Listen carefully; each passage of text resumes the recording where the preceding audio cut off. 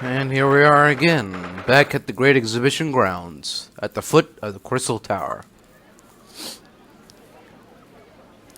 Oh. I had no idea there were so many people in the world. I know what you mean. It's really packed here today. It feels as though it's taken us 2 hours just to make our way through the crowds to this point. Has it? I shut my brain down, so I didn't really notice, to be honest. Gosh, I do wish I had your absence of mind sometimes, Mr. Naruhodo. There you are. I had a feeling you lot would show your mugs before long. Oh, there you are. Inspector Gregson, I see you're hard at work as usual. Warm greetings to you. I do hope you've been keeping well since last we met. What's with all the ceremony? We just saw each other in court this morning. Not you, sunshine. The gentlewoman so loyally at your side. Oh. Why, thank you, Inspector. How good of you to notice. He might be a bit rough around the edges, but he is still a proper English gentleman at heart, I suppose. As you probably guessed, we were hoping to investigate the scene some more. Right, well, that's a young Chinese to mine. Oi, get over there, Gina.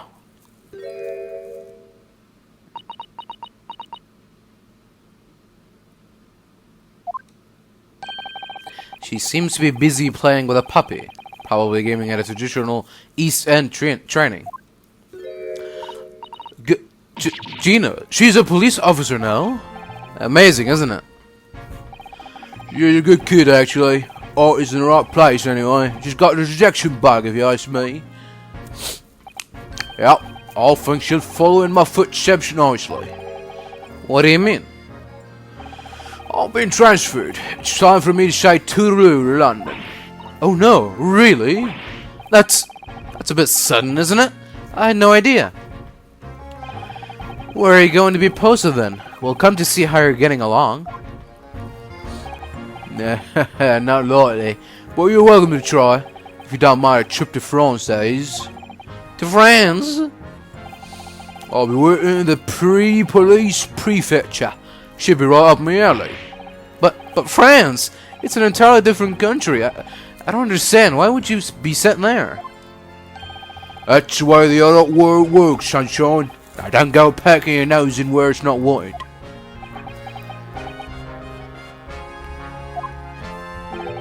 I'm intending to take the kid with me when I go. What? You're taking Gina to Paris? Well, I can't leave her here in London. Who knows what become of her? I suppose he's worried she slipped back into slipping her hands into people's pockets and purses. I don't think he's worried about her pickpocketing, Mr. Naruhodo. I think he's worried about the Reaper. Oh, of course. So that's playing on Inspector Gregson's mind too, is it? Anyway, I haven't mentioned any of this to Gina, so don't go blabbing, you hear me? No, of course not. I've got to keep that diving diva safe and sound. Until all this is over, at least. Oi! Did you just call me a blimmin' diving diver again? So you heard that, did ya? Right, well, any questions about the scene, you can put them to my capable detective diva there. Alright, you heard the boss. Inspector Shaw's in charge here now. I suppose I better keep my word and not mention anything about Paris. So, Gina, you've got a new dog, have you? Isn't he great? Toby's his name. Oh, how delightful. He is absolutely adorable. Yeah, the dog does seem lovely. But it's the not-so-lovely Inspector Gregson that's playing on my mind, to be honest. What did you name the dog? Paris? Oh, Toby. Okay. So, Paris, huh? That's weird. Alright. Oh, okay, that changed into something else. Gina, we were actually hoping that we could investigate the scene again. Yeah, alright. If it's around here, you can do what you like. That's alright, is it? I'm gonna be playing with my new friend here. Oh, yeah. Toby. The machine that exploded must be at the top of those stairs, I presume. I haven't actually seen it yet, so if you don't mind... Sorry, you can't go up there, Suze. Oh. It's like I told Oda yesterday. Even I ain't allowed near that wreck. What's it called again? The reason we ain't supposed to touch it? The Special Dispensation of Scientific Equipment Act? Is that what you were thinking of? That's the one. That's why only them lot are allowed to investigate it. What are they called again? The forensic something? The Forensic Investigation Team? Is that what you're thinking of? That's the one, yeah. But isn't it the case that the special dispensation has been lifted? I think so. I don't really get it, to be truthful with ya. You're still supposed to get permission from some bigwig or other, as far as I know. What was his name again? Lord Strange something? I'm not sure that is quite right, Gina. I think you mean Lord Strongheart, perhaps? That's the one, yeah. Apparently, he's always watching the time or something. Actually, we've just recently been to see Lord Strongheart. Aye? You what? You met him? Last time the boss was called to go and see him, he waited for 3 hours at the Cove's office and came back sniveling. Tragic. Well, Lord Strongheart has given us permission to examine the scene, as long as we touch nothing. Oh yeah? Honestly. Alright then, go ahead. But if it turns out you're lying, it'll be the boss who gets it. He'll never eat another chip again in his life. So, you're still saying all this is above board, are ya? I'm sure everything will be fine. That really will be tragic. Alright then, them's the stairs. Off you go. Oh, thank you, Gina. So. Where did you find that little mutt then, Gina? Oi, don't be so flaming rude, Otto. Slight overreaction, don't you think? He ain't no mutt, alright. Toby's, how they put it? Oh yeah, a bona fide detective. Sorry? I've given him a proper title and everything. It's Chief Inspector Toby to you.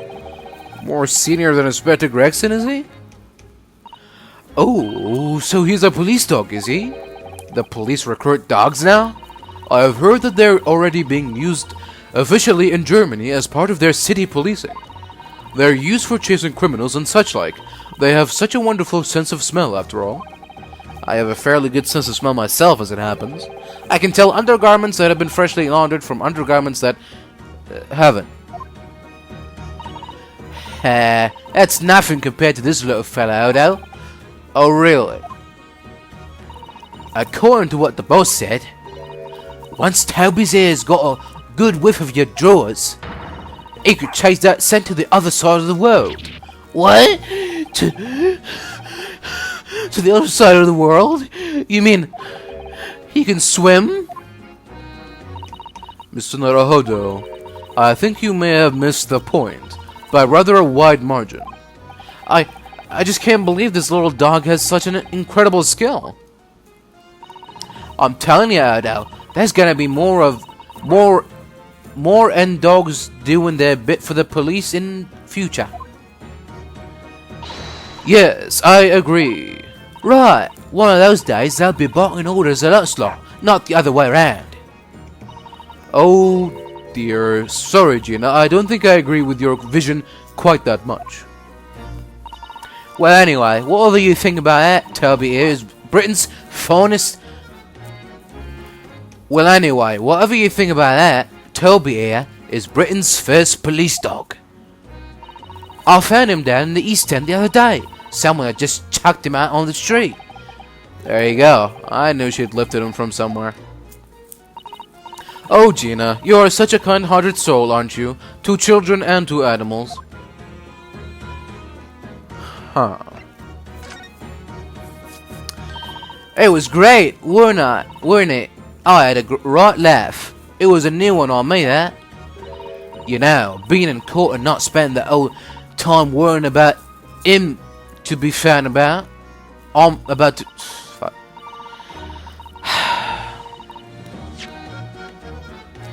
It was great, weren't it? I had a right laugh. It was a new one on me, that.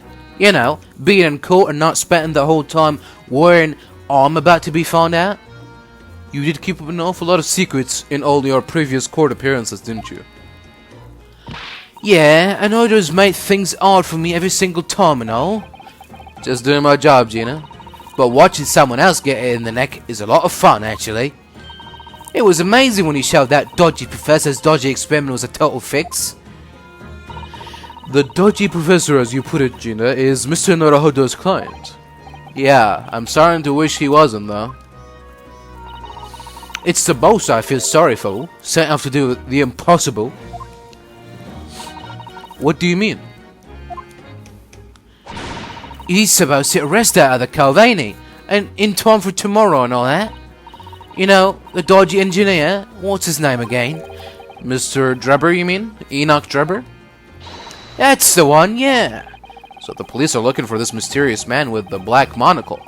I guess they will be. It's putting too much on the boss, if you ask me. He says it's giving him gut ache. Oh dear, but I do wonder if that isn't actually from all the fried food.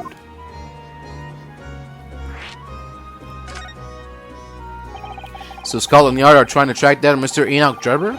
I wonder if they've had any luck. He's really funny looking, got two eyes, what don't match. Stole a glimpse of a picture of him earlier. I mean, I didn't actually pinch it or nothing, the old devil's got it. Sorry, who? You know, that Scanlan Reaper what's always glugging down glasses of that blood-red plonk. Ah, Lord Van Zeeks. He's always adding in for me, that cove. Don't know what he's always canning about, mind.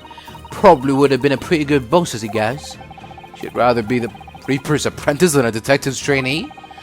The way I see it, if the choice is between a chip-guzzling detective and a chalice-glugging demigod, you're equally badly off with both. I suppose you're right. I hadn't thought of it like that. Glad we put that one to bed. Anyway, the point is, everyone at the yard is dead set on fighting the fishy engineer. But there don't seem to be no clues to go on, so they're stuck. There's nothing that can lead us to Drebber at all. What about this?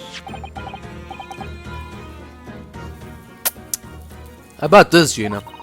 Yeah, I'm still learning my letters at the moment. I only know A to E, so if it ain't too much bleeding trouble. Actually, Gina, it's the back of the card that is important. Eh? How come? It's just a dirty old smudge on the back, that's all. It turns out that this is a very high quality French machine oil. It has a very particular scent, apparently. You don't say. Let's have a whiff then.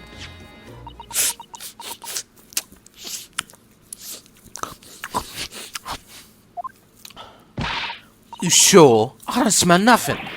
No, we didn't mean that you should smell it. Oh, right. You mean Toby.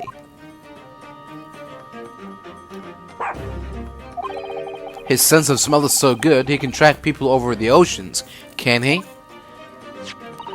Professor Harebrain informs us that this oil is unique to Mr. Drebber's workshop.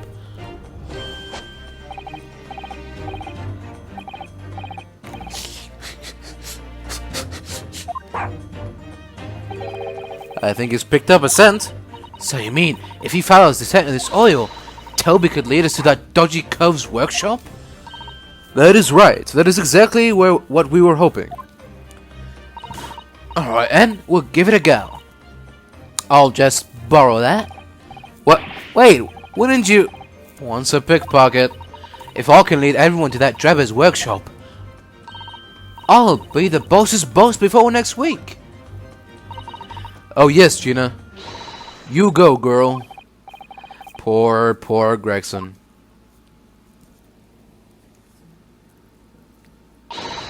Right, Naruhodo, leave it to me. Sorry? We're gonna get going after that dodgy engineer cove right this minute. Oh, but hang on. Someone's supposed to be on guard duty here all the time. I'm afraid we can't help. We need to get on with our investigation as well, Gina. Oh, right. Oh well, never mind. It ain't gonna be me what gets it in the neck. It'll be the boss. Poor Gregson again. Ready, Toby? Got that oil sent, have ya? Come on then, Toby. See you later.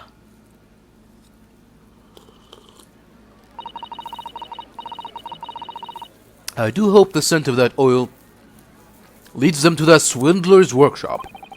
Yeah, I hope so too. Ideally before the dog swims across the channel to France.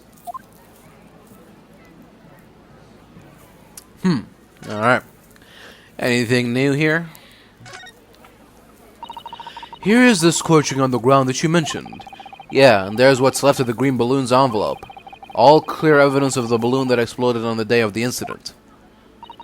Poor Professor Hairbrain. I do feel sorry for him that his dreams have been shattered like this. Someone's well and truly burst his bubble, as it were.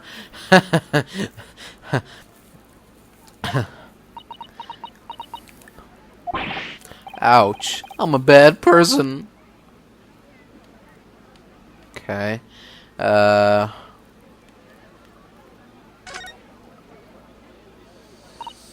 Oh, the Crystal Tower. I can't believe I'm seeing it at such close proximity with my own eyes. You've really been looking forward to the great exhibition, haven't you, Mr. Sato? Oh yes, when I found out that I had to return to Japan, I'm afraid I cursed my luck. But here you are, back in London, gazing up at the magnificent tower. I know. Perhaps I was wrong to curse my luck so harshly. Yeah. Exactly. Alright, let's go upstairs. These stairs lead up to the experimentation stage. Let's go and see what we can find out.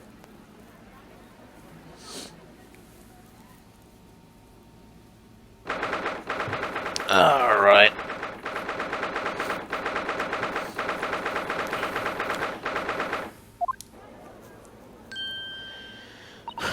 Oh my, so this is the machine that was used to deceive people into thinking instantaneous kinesis had taken place? Yeah, that's right. Or rather, it was the machine. It's a little worse for wear at the moment. What extraordinary lengths Professor Hairbrain went to in order to obtain the research grant? No, the professor was strict as well. He didn't know anything about it. Yes, of course. It is amazing, though, isn't it? The scale of the whole affair is so very British. You're right about that. You'd never seen such a grand deception in Japan, that's for sure. Oh, look. Is that Lord Van Zieks? So, I think we're more or less done here, aren't we? Shall we, Mrs. Sato? Already? He is the Reaper, remember? We do well to keep our distance, I think. But we have permission to be in here, from the top. We're perfectly well allowed to investigate this machine, as long as we don't touch anything. From the top? Do you mean Lord Strongheart? Exactly. So we can stay here and stare at this wreckage for as long as we like. She could have been at the center of the explosion here, and wouldn't have been... She could have been at the center of the explosion here, and it wouldn't have been her steel will. Alright.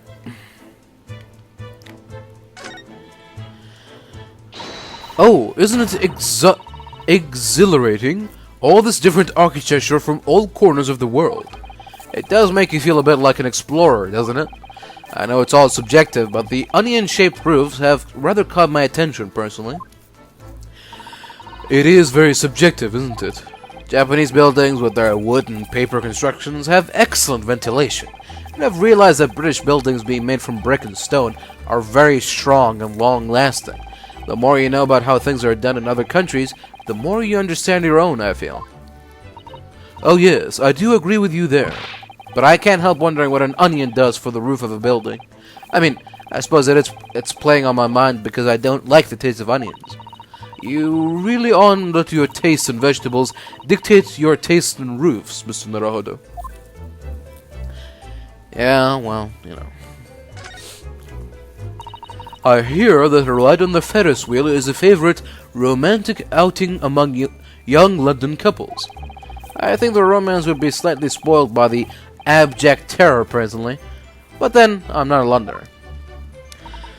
Are you a little scared of heights, Mr. Naruhodo? It's not that I'm scared, not at all. It's just that staying on the ground seems so much safer. Well, perhaps I shall have to ask Iris and Mr. Sholmes to accompany me on it in that case. When you put it like that, part of me does want to give it a try. Oh dear, it is complicated for you, isn't it?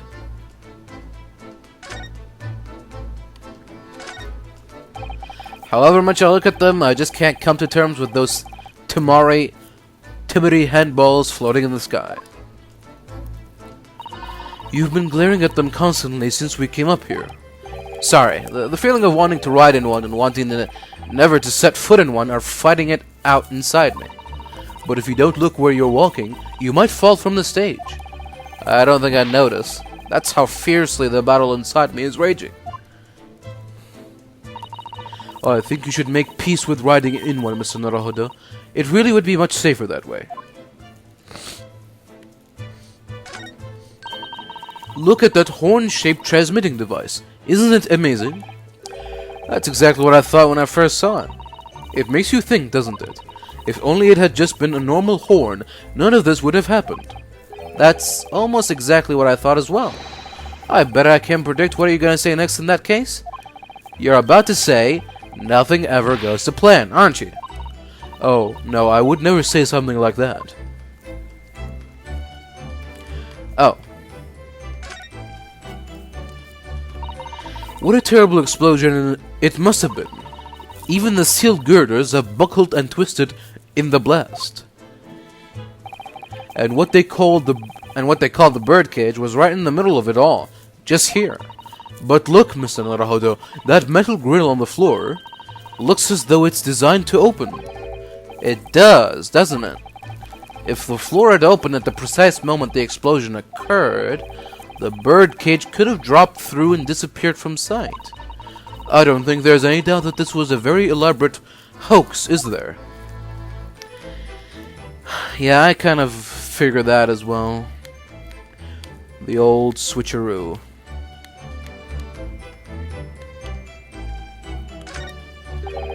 This wasn't here yesterday. Really, but if I'm not mistaken, it's the cage in which the victim was standing, before he was apparently beamed through the air. That's right, the birdcage. According to what Professor Herburn said in court, it's made of wood. Or more precisely, Japanese cypress, I think. And despite having been in an explosion and then falling from a great height, it's relatively unharmed. What wonderfully durable construction, wouldn't you say, Mr. Naruhodo? I'd understood that the forensic investigation team had taken it away yesterday to examine it. I suppose they must have brought it back here when they finished their work? But sadly not with the body inside it. No, that's right. I know we were given strict instructions not to touch anything, but still, this is too important a piece of evidence to overlook. We might need it for the trial. I'll just carry this entire birdcage with me. I hope you don't mind, Van Zeeks.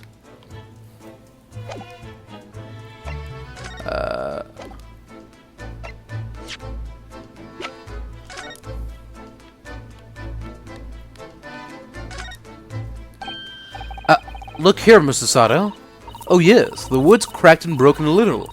I suppose because it fell from such a height? Yeah, from the height at which the balloon was flying, down into the crystal tower below. A fall of about 30 feet, or 9 meters, leaving the men inside tragically dead. I'm not sure about this. pretty sure this is the dud bird cage. The real bird cage that fell probably shattered into pieces. Is that it? I can only examine that bit? Okay. Alright. That's enough of that then. Let's go examine Lord Van Zeek's.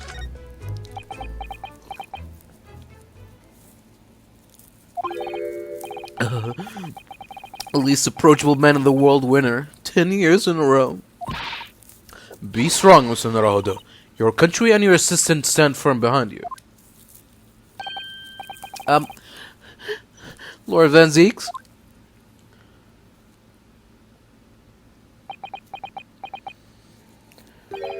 What? Well, beautiful weather we're having, isn't it?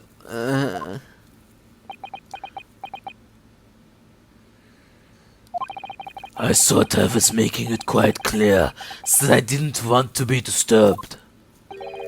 Apparently you Nipponese are unequipped to read the signs. Oh, I read them.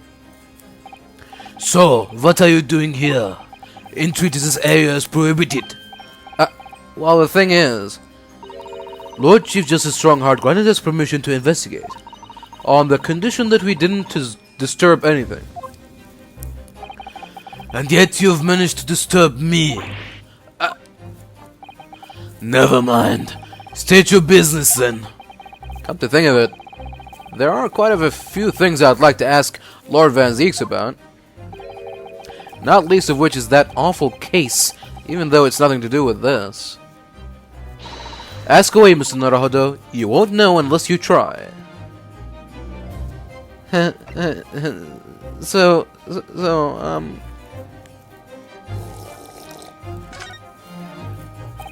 Are the police trying to locate the engineer, Mr. Drebber, already?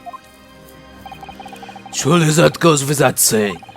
We're very keen to see him found as well. The trouble is, we don't have much to go on aside from the description of the man we heard in court earlier. Which, according to Professor Hairbrain, was of a tall, thin gentleman who has straight white hair and wears a black monocle. So, I was just wondering... I mean, I realize it's probably not possible, but... we'd very much appreciate any more clues you can give us. Wow, Sarasa really knows how to take the bull by the horns. Fine. Why not? I have a photograph of the man here from an investigation 10 years ago. So it appears he already has that black monocle at the time.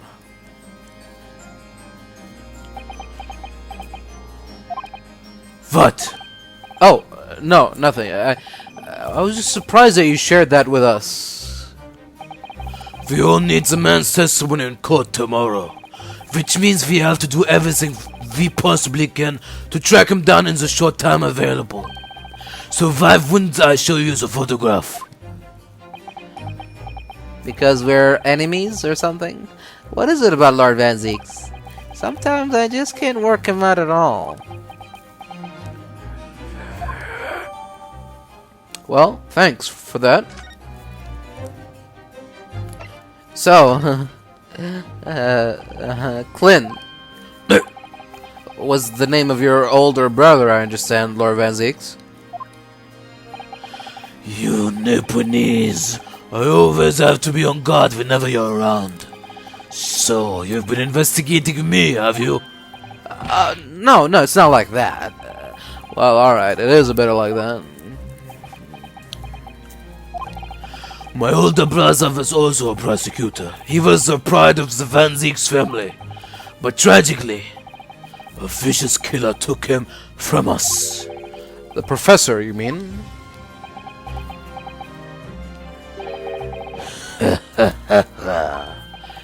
Is something funny? That's the extent of what you've discovered, is it? I shouldn't be surprised. Sorry? There's more to it then? Lackluster work is very much your trademark, isn't it? Oh, you're too kind. Are you gonna tar all Nipponese with the same brush next? So tell me, what's your interest in that historic incident? As it happens, Lord Van Zeeks, there's a rather curious case that has come to our attention.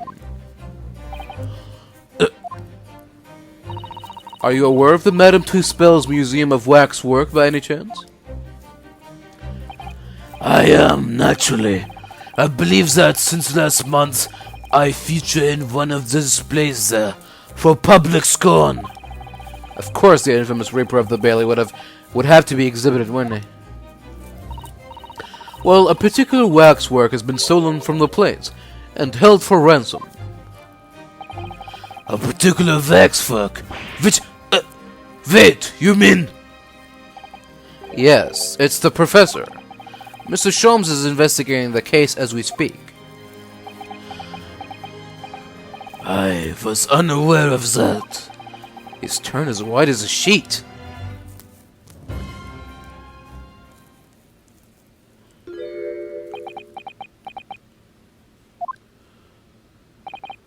Ah, the father requested for the trial tomorrow. Thank you.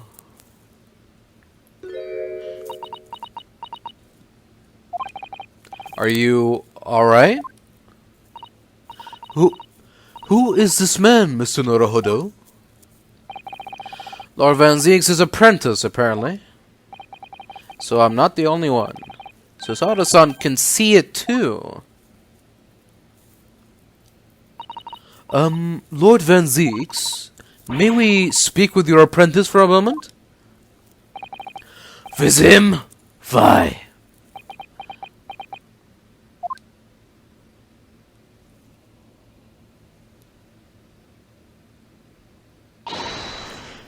Kazuma-sama!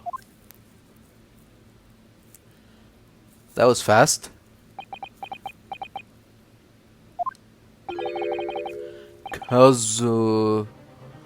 Kazuma? I don't believe it.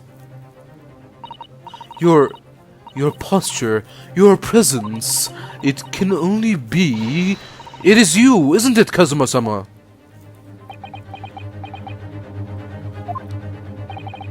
I felt something strange the very first time I encountered this cloaked figure. As if I knew him somehow. Can it? Can it really be you, Kazuma? Wait! Too late. What's going on here? Well... What is your interest in my apprentice exactly? You act as if you know the man or something. Well, since when has he been in your care? I don't recall you having an apprentice before I left Britain 6 months ago. Lord Shanga had introduced him to me about 3 months ago now, with instructions to mentor him as a prosecutor. But he didn't tell you why, did he? The man appears to be suffering from amnesia. He has forgotten every last detail about himself. He has amnesia? Tomorrow he will appear in court at my side. What? He is to serve as my judicial assistant on Lord Strongheart's orders. He'll be in court with us? Now then, unless I am much mistaken, I believe this conversation has run its course. Oh, yeah, thank you. I definitely saw a reaction there. When Susato-san called out like that, it really seemed to hit a nerve. When she called out Kazuma-sama.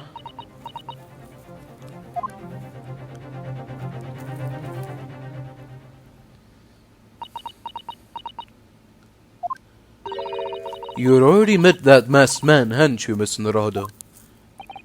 Yeah, yesterday, in fact, at Lord Van Zeek's office. I see. And if Kazuma-sama really is still alive, it means that Mr. Sholmes lied to us. I know. We're gonna need to speak to him about that. You're going to have to leave now. The forensic investigation team are due to arrive shortly. If they find you here, it will cause problems. What sort of problems? Foreign affairs problems. Well, we could do without that. Alright, we'll be on our way. Let's go, Mr. Sato. Of course. Alright then. I think we need to have a little chat with Mr. Sholmes.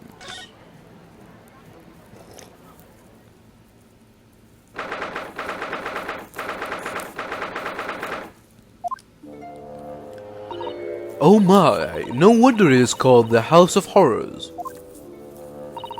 I'd like to turn on my heels and go straight home via the confectionery. Being scared makes you crave sweets?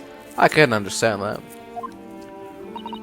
I was looking forward to our reunion after 6 months away, but there is no sight of Mr. Sholmes anywhere. That's strange. He should be here investigating the abduction of the waxwork.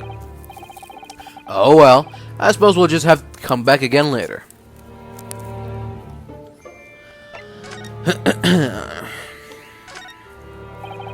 Ah yeah, the heavy curtains in the middle of the House of Horrors. Whatever's on the other side of them, you just know it's gonna be terrifying, don't you? The sign says it's the Madame Tuspel's special exhibit. It seems you have to pay extra to go inside. I know, can you believe that? Pay more money? As if we haven't been scared enough already.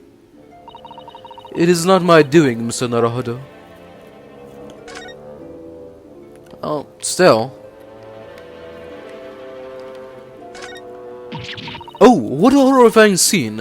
A murderer caught in the grisly act. I know, and in case you were wondering, it's the one with the big knife that's supposed to be the killer. I don't think anybody would be in any doubt about that, surely. Did you know that according to the description, the bathtub at the back has no particular significance? What? Really? I would have thought it was meant to show that the killer also worked in a bathhouse peddling criminal wares. Aha! We have a new theory. The game is afoot, at last.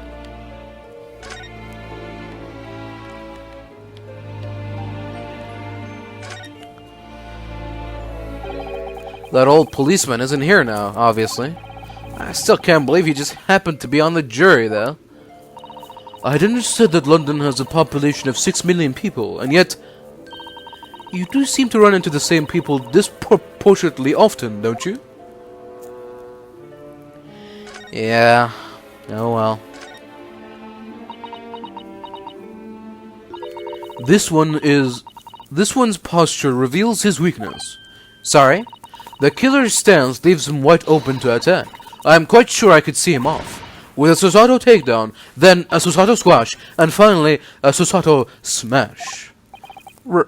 Right. And if that doesn't render the culprit unconscious, a Susato slam would finish him. A Susato slam? Oh, I'm sorry. It's rather hard to explain. Leave yourself open slightly, and I'll demonstrate. Absolutely not. Kidding me? I ain't got time for that. Oh, there's a stepladder there, look. Oh, yeah, a stepladder. I think perhaps we should let the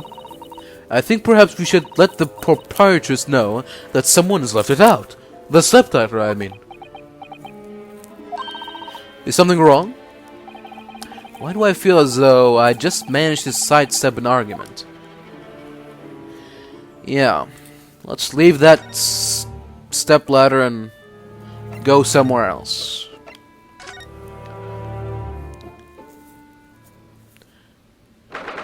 Oh.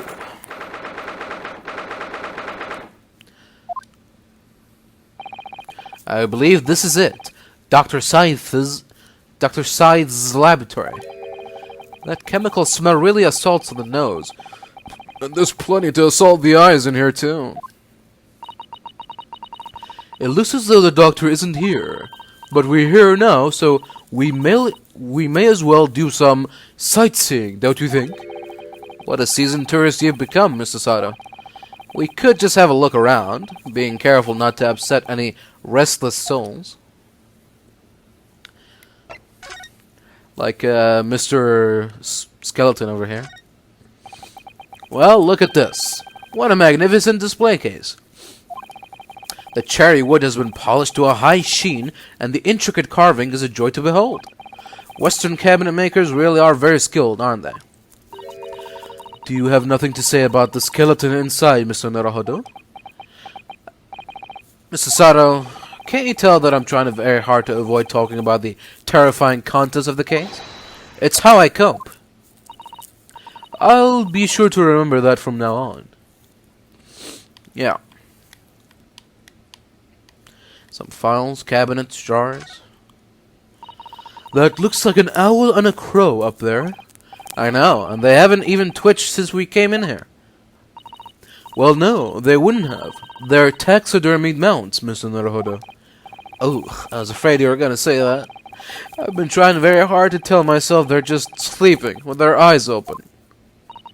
Yes, I think perhaps you were wise to put something like your Dharma doll on display in the office instead. Yeah. I suppose this is Dr. Scythe's desk. Ugh, I would not like to work in a place like this. It's very tidy though, isn't it, Mr. Naruhodo? Imagine how efficiently she must work. The lighting is poor, which is bad for the eyes, and the chemical smell can't be good for you. Not to mention the skeleton watching over you as you work, which is definitely bad for the nerves. Well, yes, those are valid concerns, I suppose. I could just about cope with a one-eyed Dharma doll watching over me, but that's all. That's where I draw the line. Look at all the bottles on the shelves in these cabinets. What an assortment of chemicals. These ones here are labeled highly toxic. Ugh, that's worrying, because there are also things that look like salt and pepper shakers in there. Oh yes, and they actually say salt and pepper on them. The doctor probably spends a lot of time in this room, I suppose. Perhaps she has meals here sometimes. Life goes on, even when you're surrounded by death. Life finds a way. A table and a set of sharp tools. When you consider each in isolation, it all looks quite innocent. So why is it that when you put them side by side, they seem so horribly disturbing? It might be best not to ponder it too deeply. Seeing the large tome that is open on the desk does make me wonder, though. How can anybody concentrate on bookwork with this acrid odor of chemicals in the air? You'd either have to be a cast iron constitution, or a really terrible sense of smell.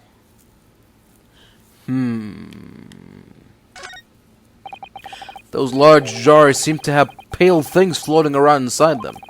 I suppose they're fruit liquors or something, or like the pickled yumaboshi plums we make back home.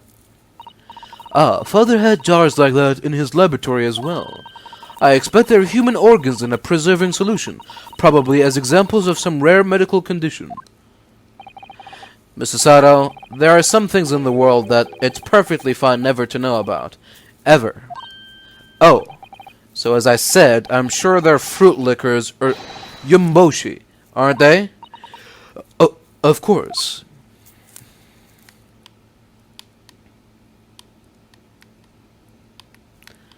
Is that it? Nothing else to see, nothing else to talk about? No doctor to talk to? The doctor isn't in the house, it seems. Alright, let's go somewhere else, I guess. I feel we need to spend a little more time investigating here. Oh. You think so? Okay. This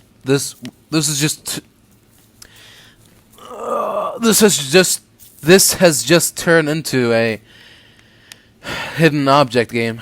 We need to find the hidden object. Let's see. I used to be very good at those, but sometimes it's been a while. That's all.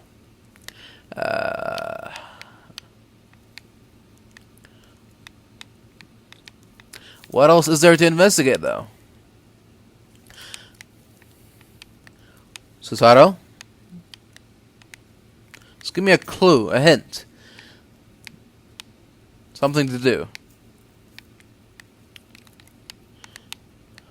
It's gotta be something small, like a teacup. Like last time. Oh! No. The vent? No. Okay. The roof, the crow, the owl, the cabinets, I don't know. What is there to investigate? The needles, bottles, the floor.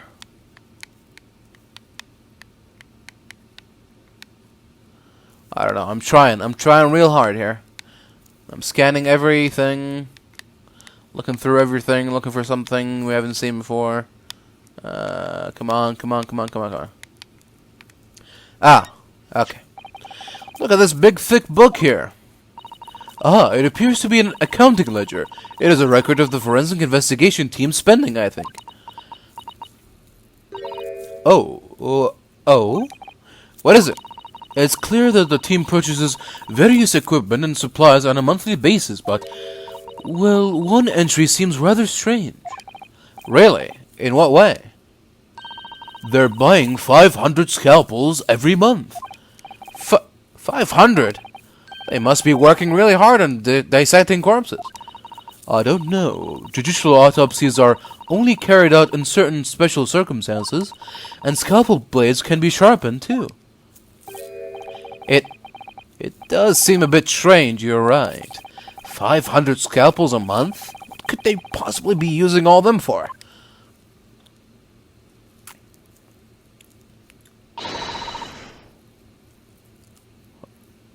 What are you doing?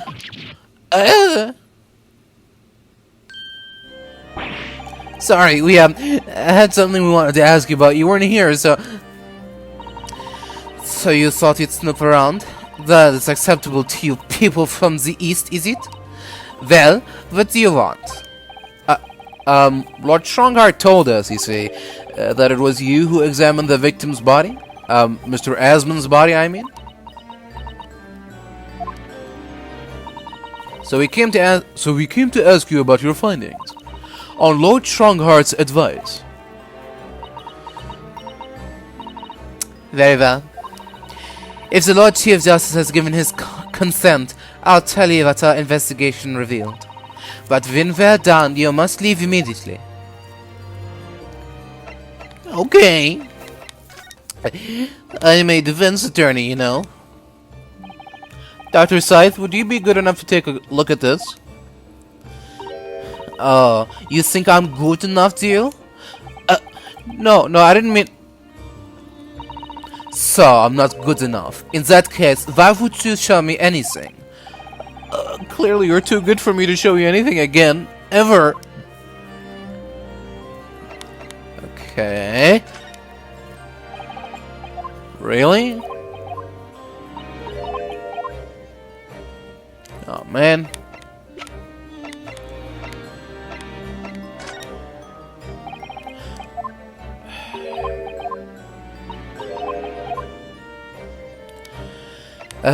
What about, your autopsy? No? Okay.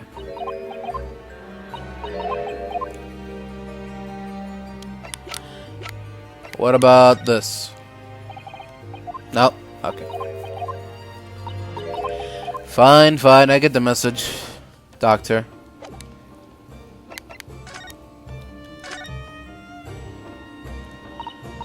So, you want to know what the forensic investigation team determined from its examination of the scene?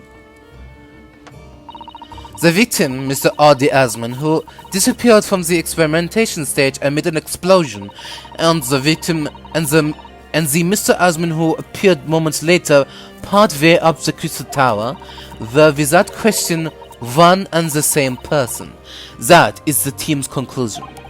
But that can't be right. If it was an elaborate trick, we can only speculate about how it was carried out.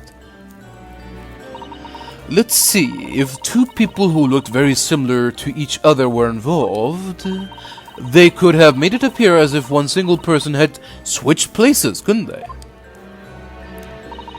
Very true, but sadly in this instance, that was not the case. The man who disappeared and the man who subsequently reappeared was the same person. The fingerprints at the scene make that quite evident. Ah, fingerprints. They're not yet officially recognized as forensic evidence in the British justice system, but one day they will be used as an investigative aid as a matter of course. Oh my, but that would mean that the instantaneous kinesis actually took place. So, where does that leave us? My team was tasked with investigating, not drawing conclusions. Oh. Instantaneous kinesis is impossible, and yet the body did move from one place to the other. This hasn't cleared anything up at all. It's made the whole thing even more of a mystery.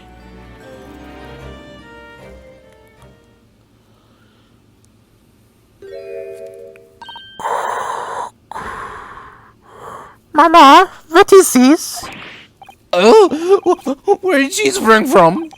And did she just call the doctor Mama? This is a lawyer, dear. Oh, Hello. To meet you. Pleased to meet you. Yes, I'm a defense lawyer. Resurrected. Mama, Yeah? can I cut this one up? What? I've never seen inside an earthbound person before. I want to know what it looks like. Of course you can't. It's a live specimen, as you can very well see.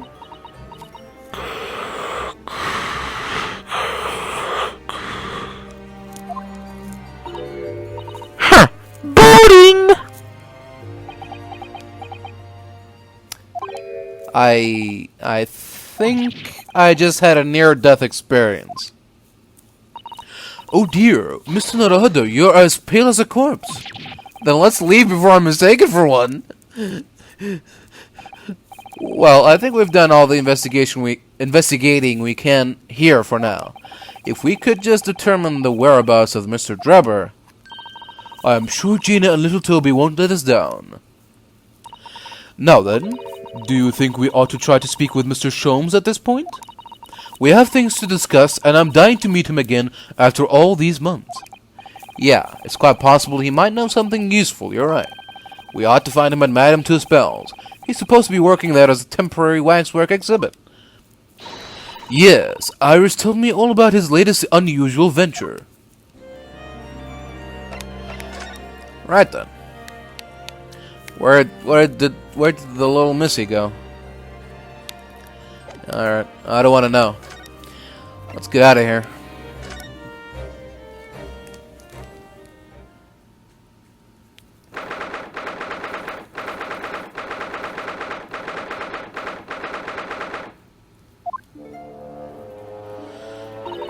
Here we are again at the House of Horrors.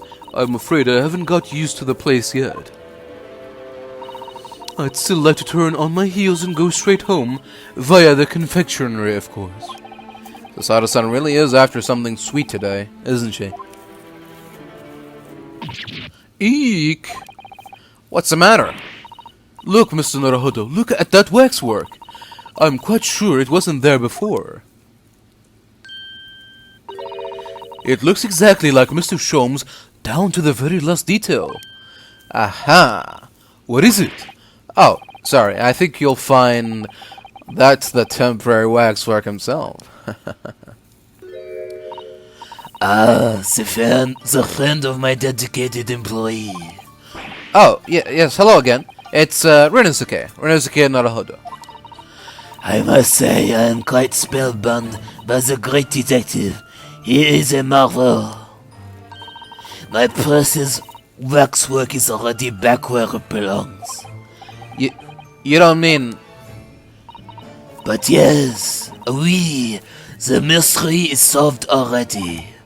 Wow, Mr. Sholmes can really engage his brain when he's hungry enough. So as you can see, he has returned to his habitual duties. Yeah. His habitual duties? Alors, do not disturb, huh?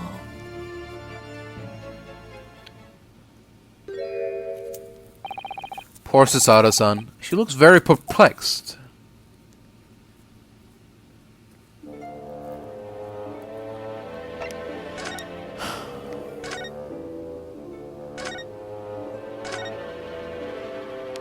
Alright then. We really do need to speak with Mr. Sholmes, and I am longing to say hello again. But where is he? I think you might find that he's quite nearby, actually. Oh? What do you... Indeed, my dear fellows, it is I. The world-famous great detective and waxwork, Sherlock Sholmes.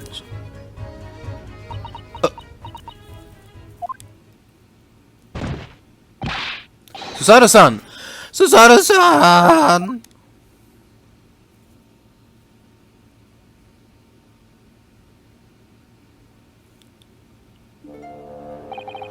My most humble apologies. I thought I died and gone to eternal paradise for a moment via London. My dear madam, allow me to make amends by offering you a tasty free deduction at some point. As long as it's not of questionable street food quality. I don't understand. Why are you working as a waxwork here, Mr. Sholmes? Merely a secret identity, you understand. That the case is largely solved now. Largely solved? We're talking about the waxwork abduction, I presume. Indeed we are, my good fellow. As I predicted, it was as easy as proverbial pie. Though I confess I am yet to partake of a pie, proverbial or otherwise, or any food so far today for that matter.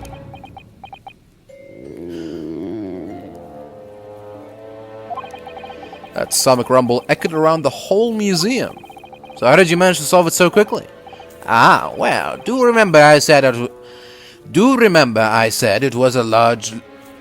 Ah, well, do remember I said it was largely solved. Anyway, I simply negotiated with the culprit. Are you familiar with the so-called telephone? Oh yes, it is a most modern invention allowing you to hold a conversation with people far away. In Japan, only the Imperial Captain and a handful of other cities are connected as yet. This morning, a telephone call was received here from the perpetrator of the abduction. As such, I was able to negotiate terms, and in the end, the waxwork was returned. That's amazing. Just between you and I, it would appear the culprit had always intended to return the stolen waxwork in any event. Oh, but I thought whoever was responsible demanded a ransom, no? Yes, I think perhaps the ransom demand was necessary to avoid unwanted suspicion regarding the true motive. But does that not mean your negotiating was entirely unnecessary?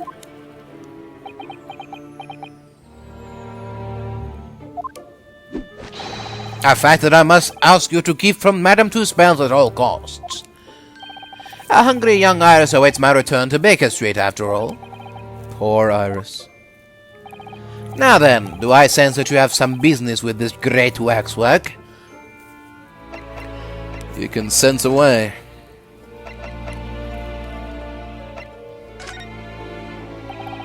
Mr. Sholmes, about this. As you will see, I am rather busy at the moment. If it's advised, you see, come to my office tomorrow and I shall be happy to help you. Shall we say, threepence per item as a consultation fee? That's 2 hours of gas, that is. Alright, what about this? Odie Asman, yes, a fearsome adversary. What? You mean you fought him? I once infiltrated his criminal organization in order to investigate the man and his activities. But he saw through my disguise instantly. I still remember what the man said to me now. What was it? Whoever saw such a tall old lady? Old lady? Indeed, but my special disguise hasn't seen the light of day again since that humiliation. Mrs. Minicle is retired. Mrs. Minicle? I would give my right arm to see that. Right. Mr. Sholmes, about this.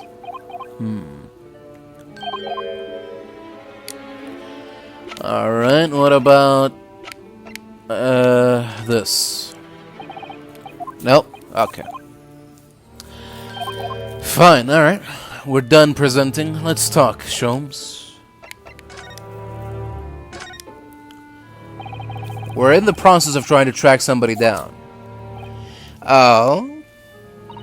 Yes, a man by the name of Enoch Drebber. He is the swindler who duped Professor Hairbrain and the engineer who built the kinesis machine. A swindler and an engineer. Quite a modern man. He also seems to be a conjurer of sorts too, with considerable knowledge of stage magic. We really need to locate him before the trial resumes tomorrow morning. But we have so few clues to go on, that's the trouble. Do you have any good ideas? I have no data yet. It is a capital mistake to have good ideas before one has data. If I knew something of the man's appearance, at least, I may be in a better position to help. Yeah, Drebber's appearance. Fortunately for you, however, presently I have little to occupy myself and little to fill my stomach. As soon as you find any clue, no matter how small, I should gladly give you my thoughts on it. Really?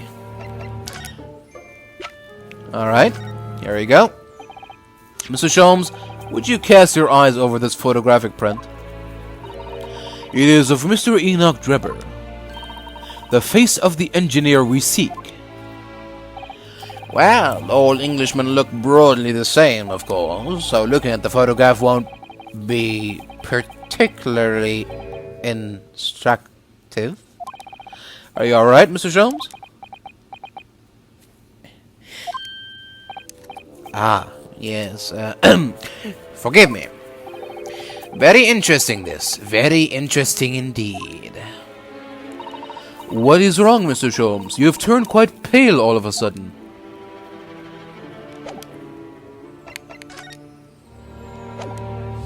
Oh.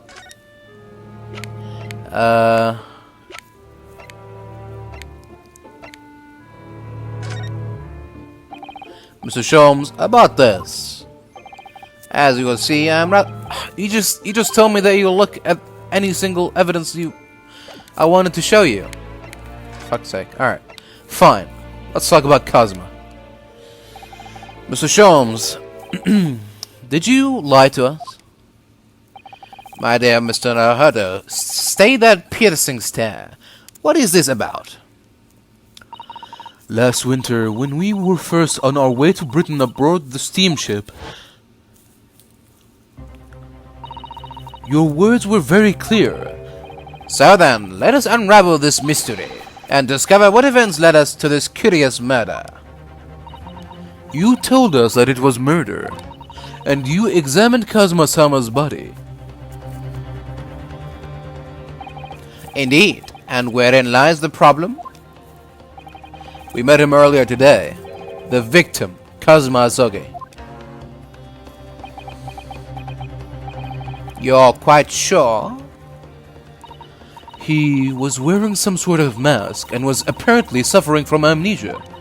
But yes, I'm quite sure it was Kazuma-sama.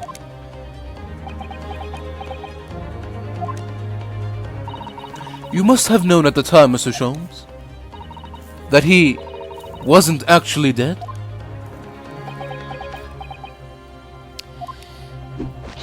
Well, I can only assume I was swept up in the murderous atmosphere of the moment. But the fellow wasn't dead at all? Priceless. I don't suppose that performance would pass muster, would it, Mr. Naruhodo? I could believe that the crewman present at the time made a mistake, but not you, Mr. Sholmes. I will now tell you something of the first importance, my dear fellow. Great detectives are wont to lie. It will serve you well to remember that. Please, Mr. Sholmes. Tomorrow in court, you will find yourself on the threshold of a very great mystery. For now, I'm afraid that is all I can say. I have a suggestion, Mr. Naruhodo. Will you indulge me? Well, what is it? As I explained to you when you arrived, the missing waxwork has been returned, and I personally reinstalled it in the exhibit from which it was taken, behind those thick curtains. Oh yeah, the professor exhibit, isn't it? Would you like to see it? For a mere 5 shillings? That's a special one-time only price, you understand. What? The opportunity won't come again, I might add. Wouldn't you like to see the fruits of my labor? Oh, well, we do have a rather pressing investigation to carry out. Perhaps we could postpone? The price is a very reasonable 5 shillings. I think you'll find it's well worth it. Are you being quite serious, Mr. Sholmes? Surely you need only look at my expression to ascertain if this is seriousness or silliness. I can never tell with you, that's the point. Very well, it couldn't hurt. Here is your 5 shillings. Gratefully received. So, the special exhibit awaits behind the curtain. I invite you to peruse it at your leisure.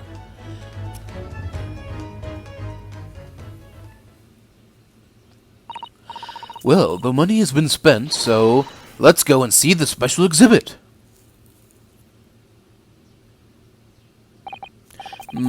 Through those heavy curtains at last.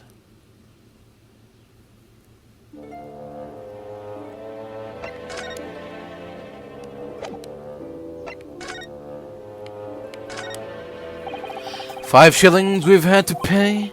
Doesn't seem right somehow that Mr. Sholmes slipped the money into his own pocket, does it? No. We could ask Gina to retrieve it for us, using her special skills. Pickpocketing police officers and diddling detectives. Is this what makes Britain great? Not to mention demigod prosecutors taking the law into their own hands, or chip-loving inspectors. Inspector Gregson comes off rather well in that list, I think.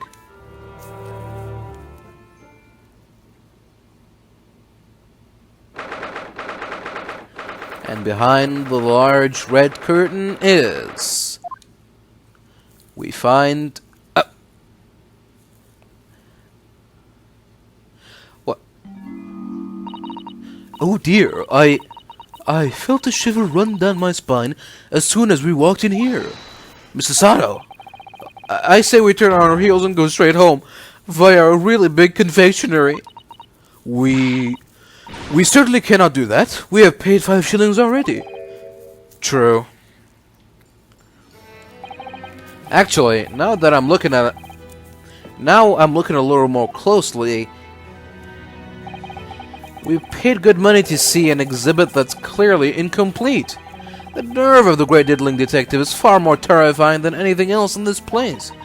This must be what Mr. Sholmes meant when he said the case was largely solved. Be that as it may, Mr. Sholmes heavily implied there'd be a clue about the engineer in here, didn't he? But where? Since we've paid 5 shillings, let's do 5 shillings worth of investigation, shall we? Yes, we will get what we paid for. Is that fear or frustration? It's making Susato-san's voice tremble. Alright then. What do we got here? Another owl up there? This part of the exhibit is just as disturbing as the rest. It looks so real. It seems to be a young man in a white overcoat. And he has a large shovel in his hand too, look. Perhaps we should investigate in a little more detail.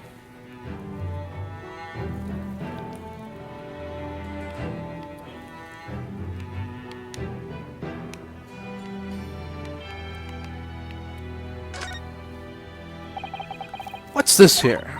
Well, this would appear to be a lens in the middle, so I believe it's probably a camera. A camera? But it's so small. British technology is incredible, isn't it? I mean, what about Mr. Sholmes' skin print? I think perhaps you should treat Mr. Sholmes' inventions as exceptions to the rule. But anyway, why would the man be in a graveyard at night with a camera? I wonder. Perhaps he was trying to capture the moment a dead body came back as a ghost on film. We'll just borrow this for a little while, I think.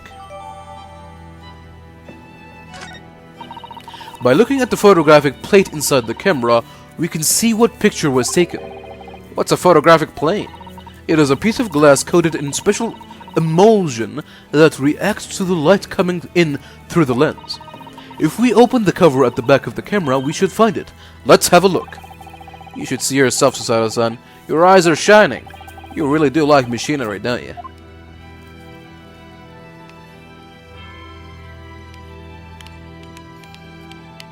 Alright,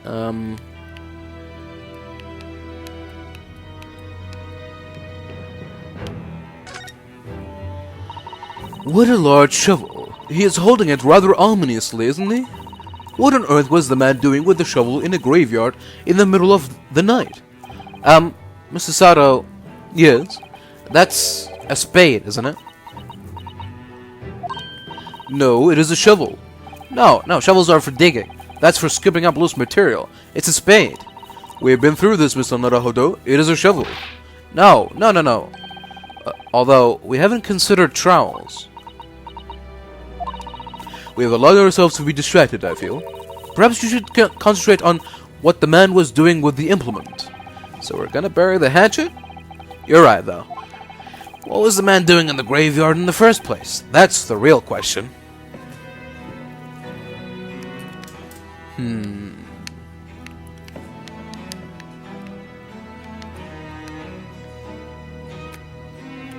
Did he dig up the grave? I can't see his face very well, can you? Perhaps if I just... Oh! Do you think we should be manhandling the exhibit, Mr. Naruhodo? I'll put it back exactly as it was, don't worry.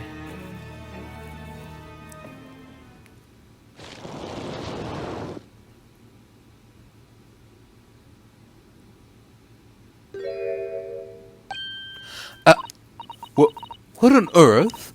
How can... I don't believe it. A black monocle. Mr. Naruhodo, is it possible that this man is... Yeah. It's Enoch Drebber.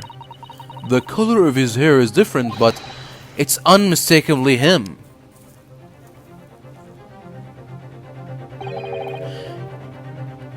Indeed it is. Oh, indeed it is. Mr. Sholmes? This man is the subject of your present hunt, I believe. Yeah, that's right. Just who is this man? Why is he here on this exhibit? And why does the convict behind him have no head? The head was missing when the model was returned by the thief who stole it. What a surprise. So then the case isn't yet solved, is it? Did I not say so myself? Largely solved were my words, I believe. But I must locate the missing head tout de suite, as Madame would say, or I'll be in grave trouble. A very hungry Iris still awaits my return to Baker Street, preferably with rations. Arg. Do you know, though, something about this room is strange? Strange? What do you mean? Well, the displays in the House of Horrors are supposed to depict real events, are they not? Indeed they are, Mr. Sato. Do go on. And as terrifying as they are, the scenes in the other exhibits are believable. But this one... This surely couldn't ever really have happened, could it? I think it's time I educated you a little about the nature of the incidents involving the professor 10 years ago.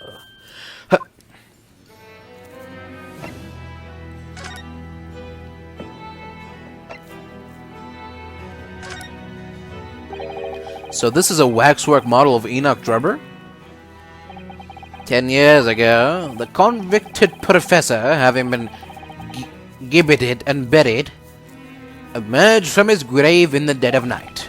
The sole witness to that unimaginable scene was this young man. From appearances, I would say he was about 20 years old. It's so horrifying. Scared out of his wits, the young Drebber ran to a nearby police station to report the incident.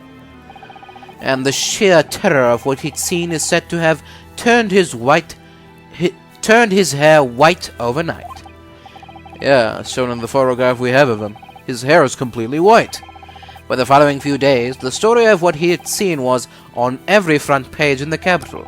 The public was frantic for every last detail about the killer who had come back to life.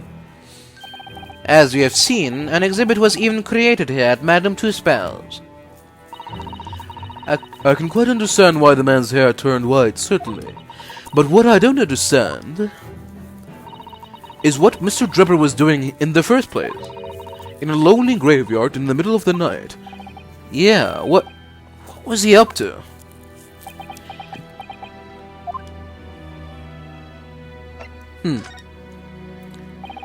I believe I told you a little about the professor yesterday, did I not?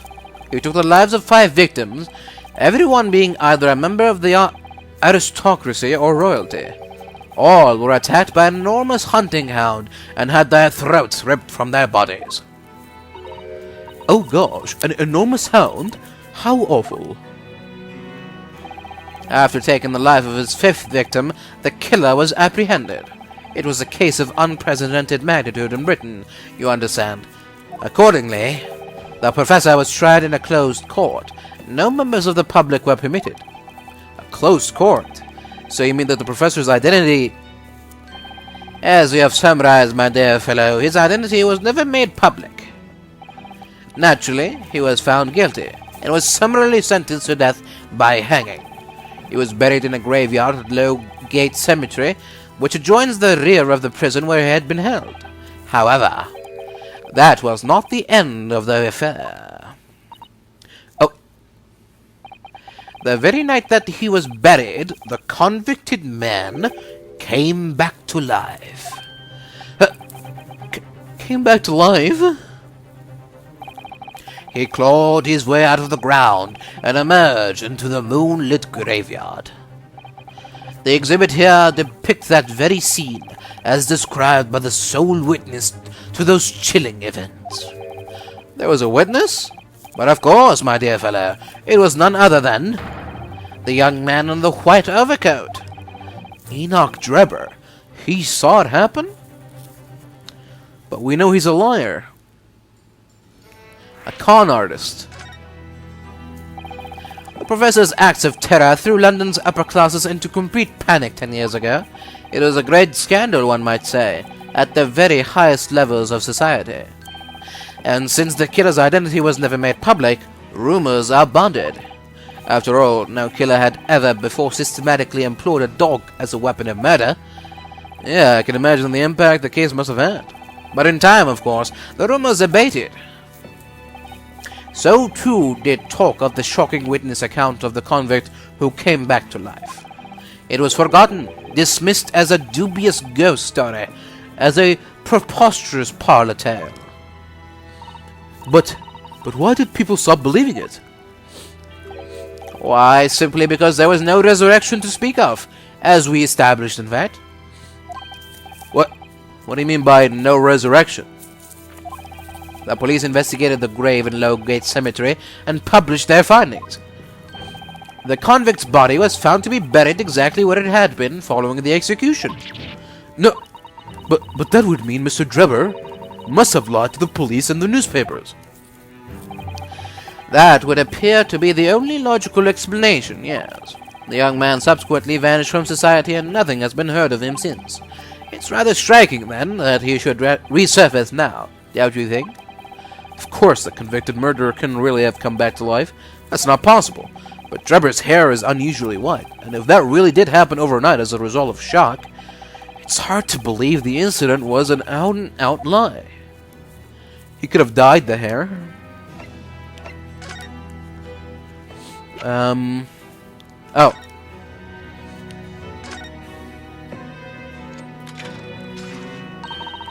What a wonderful machine. You really love contraptions like this, don't you? Oh yes, anything mechanical I find absolutely irresistible. Almost irresistible, surely? Well, whenever I see a pocket watch, for example, I can't help myself. I simply have to take it apart. That's worrying. Yes, father tells the time by the rumblings of his stomach now. He's given up having a watch. Poor Professor Mikatoba. Yeah, but what about this, though? Look, Mr. Naruhodo. What is it? On the bellows just here, there seems to be some very dark red stains. Yeah, you're right. It looks like blood, actually. Oh my. I'm sure it's not what you're thinking.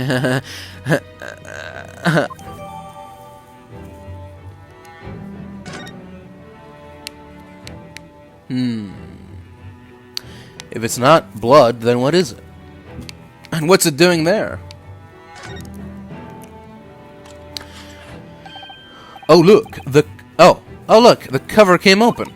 Yes, now there should be a glass plate inside.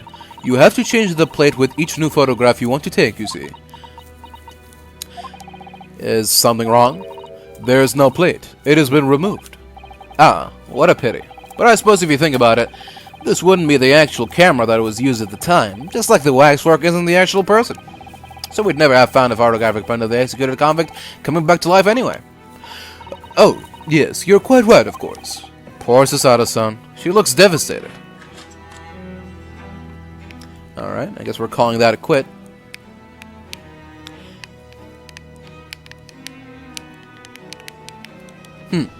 Nothing else noteworthy, I guess. Alright. Let's try to find out more about the convict.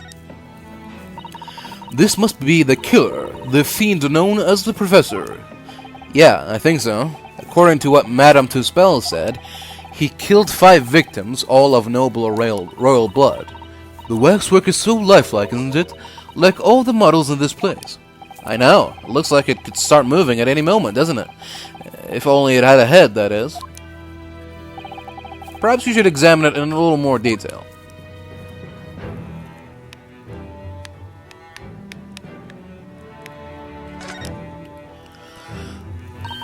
So this is the condemned man. Yeah, the so-called professor. Then perhaps his head was chopped off by a guillotine. But unable to find peace, he emerged from his grave as a headless ghost. Do we have to entertain such terrifying ideas, Mr. Sato? Anyway, I'm sure the model had a head once. There's a metal fitting for it, see? Then perhaps Mr. Sholmes absent-mindedly forgot to reattach it? That's an extremely absent-minded detective you're describing, isn't it? Or perhaps the thief absent-mindedly forgot to include the head when he or she returned into the museum. And that would be an extremely absent-minded thief. Could there have been some reason why only the head wasn't returned? Well, whatever the reason, it means we don't know what the face of the infamous professor looked like, do we? But the thief does. Oh. There's something caught just inside the convict's jacket here. It looks like a piece of broken glass, and quite a big piece, too. It is very thick, isn't it? About 5 times thicker than normal window glazing, I'd say. Where could such a thick piece of glass have come from, I wonder? I suppose it must have been made thick to increase its strength. But why? Well, perhaps because the glass had to span a particularly wide area, such as in a big building, for example. Ah, well, we've seen a large glass building recently, haven't we? And some of the glass was broken, too. You don't mean... Exactly, the Crystal Tower at the Great Exhibition. But why would glass from the Crystal Tower be lodged inside this waxworks jacket? It makes you think, doesn't it? Yep. It's all coming to plan. Earlier in court, we established that the kinesis experiment was a trick. And now we discovered this fragment of glass here in this waxwork. Is it just a coincidence?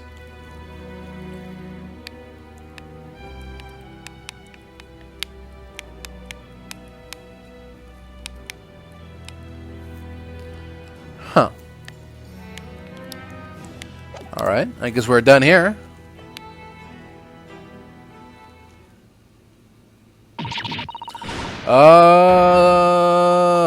What the blade Naruhodo? What have you gone and done? Gina, what are you doing here? I asked Iris. She said this is where you'd be, so... Gina, not so loud in the museum. Madame Tuspels will have you take a position as a waxworker if you're not careful. I think there might be a more pressing concern. I still had some flash power left from 6 months ago, so... Alright, Gina, we understand. But please, put down the gun. What the hell? Sorry, I got scared. You should try being the one on the other end of that barrel. So, what brings you here, Gina? What brings me here? What do you think? We found it. We found it at Dodgy Cov's workshop.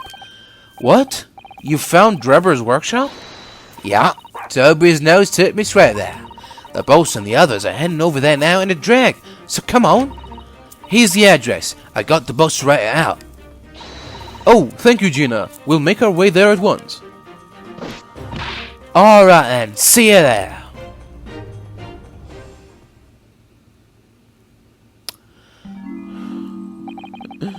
You go. Don't mind me. I'll just stay here, being still. What? I know my place in the exhibit over there. Oh dear, someone is feeling sorry for himself. Let's go, Mr. Sholmes. You're coming with us. Your words hearten me, I must say, but if I were to shirk my duties here, Madame would have me pay monetary recompense, and Iris's dinner plate would be... Forget that, I'll pay for everything. Then there's not a moment to lose, my dear fellow. I shall hail a carriage at once. No offer to share the cost from Mr. Sholmes, then. I shall gladly pay half, Mr. Naruhodo. Thank you, Mr. Sato. Right, let's go.